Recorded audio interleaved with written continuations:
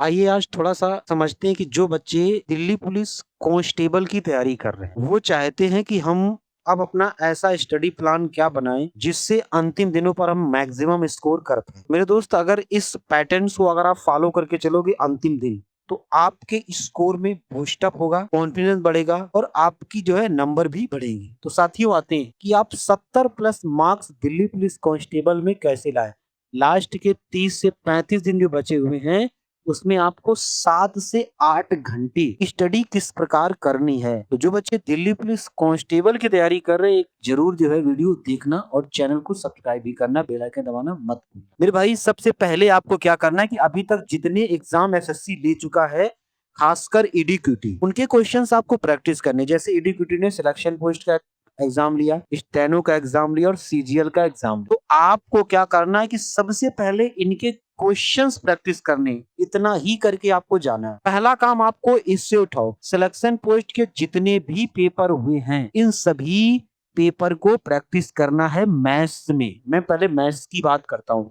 इन सभी के पेपर को क्या करना है, चैप्टर वाइज आप फटाफट फटाफट प्रैक्टिस कर लो। नहीं चैप्टर वाइज है तो मिक्स ही आप क्या करो, प्रैक्टिस कर लो। ये हो गई मैथ्स की पहली बात कि आप मैथ्स कैसे यहाँ पर तैयार। दूसरी बात आते हैं, इसी में से आप क्या करेंगे, मैथ्स के सेक्शनल मॉक देंगे। डेली आपको एक सेक्शनल मॉक देना है मैथ्स में, और लगभग आधा घंटा या 1 घंटा आपको यहाँ प्रैक्टिस करनी है। सिर्फ आप 1 घंटा 30 मिनट का समय आप अंतिम दिन मैथ्स को दे सकते हैं। इसके अलावा आपको मैथ्स में कुछ नहीं करना है। जो आपने नोट्स बना रखे हैं उनको रिवीजन। ये मैथ्स की कहानी। सेम काम आपको करना है काय में, रीजनिंग में। आपने जो सिलेक्शन पोस्ट के क्वेश्चंस हुए हैं उन क्वेश्चंस को लगाना है और उनसे देखना कि कोई पेपर पूछने कोई बदलाव तो नहीं कर रहा है, क्योंकि ईडीक्यूटी ही आप दिल्ली पुलिस का एग्जाम करवाएगी। तो उसके बताए हुए क्वेश्चन, उसके आए हुए क्वेश्चंस को हमें प्रैक्टिस करके चलनी है। यही काम आपको रीजनिंग में डेली आपको कम से कम 40 से 50 क्वेश्चंस आपको लगाने ही लगाने हैं। वो भी सिलेक्शन पोस्ट का जो पेपर हुआ है वो प्रीवियस ईयर पेपर कहीं से भी डाउनलोड कर लोगे, आपको मिल जाएंगे। इसके बाद सबसे ज्यादा जो रोल आता है वो आता है आपका जीके। जीके में सबसे ज्यादा, रीजनिंग में मैंने बता दिया, जीके में सबसे आपके पास आती है history, polity, static, current affair, geography, economic, science.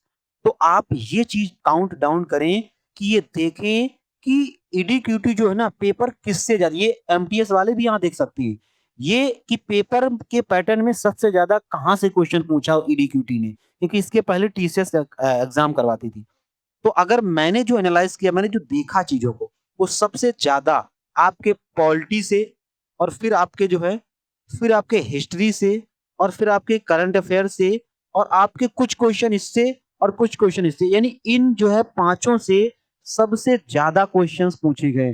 तो आप इसको कैसे बेस्ट तरीके से तैयार करेंगे, मैं कहूंगा अगर आपने किसी भी प्लेटफॉर्म से नोट्स बनाए या आपने नोट्स नहीं बनाए, तो आप कोई स्पेसिफिक बुक से ले, पहले रीडिंग मारें। आप स्टार्ट करें पॉलिटी से, पॉलिटी से स्टार्ट करें। डेली आप पॉलिटी के मान लो 40 पेज हैं, तो आप 40 पेज को डिवाइड करें कि मुझे 4 पेज आज पॉलिटी के 30 मिनट पढ़ने हैं, सिर्फ रीडिंग मारना है और ऐसे करके हाईलाइट करते हुए चलना है। यही काम सेम हिस्ट्री में करें कि अगर मान लो 70 पेज में हिस्ट्री है, तो 5-5 पेज या 7-7 पेज अपनी इफिशियंसी के अनुसार आपको हिस्ट्री में भी वही चीज पढ़नी है। सेम काम स्टैटिक जीके। स्टैटिक जीके कोई स्पेसिफिक बुक्स हो या किसी प्लेटफॉर्म से नोट्स बनाए हो, तो आपको मोर देन यहाँ पे नोट्स को रिवाइज करना है। और आप करंट अफेयर्स में पिछले 6 मंथ्स का करंट अफेयर बिल्कुल घोल कर पी के जाए, ज्यादा नहीं करने की जरूरत है, क्योंकि पता नहीं कहां से कौन सा क्वेश्चन वो पूछ दे। इसके बाद ज्योग्राफी में आपको जो भी चीजें नोट्स बनाई गई हैं, डेली मतलब इन सभी को मान लो 30 मिनट रिवीजन इसका, 30 मिनट इसका, 30 मिनट इसका, यानी डेली इन पांचों सब्जेक्ट में डेली आपको टच करना है। और साथ में इसके बाद जो भी आपका स्टेनो का एग्जाम हुआ है उसमें क्वेश्चन जो पूछे गए जीके की, उनके सेक्शनल मॉक आप जो है जाके लगाइए और चेक कीजिए कि क्या आप ये क्वेश्चंस पढ़ने के बाद अटेम्प्ट कर पा रहे हैं। आप देखेंगे कि आपका जीके में कम से कम मान लो कि 15 दिन बाद इंप्रूवमेंट्स आपको मिल रहा होगा।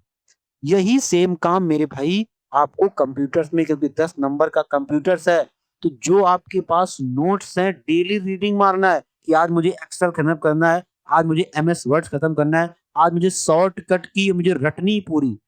ये कम आप जब 10 दिन 15 दिन करेंगे ना, और आप डेली, अगर आप सिलेबस खत्म कर चुके तो आप डेली मॉक दें, अगर आप सिलेबस नहीं खत्म कर चुके तो आप 2 दिन में 3 दिन में 1 मॉक दें, और पूरा का पूरा आप अपने रिविजन्स पर फोकस करें।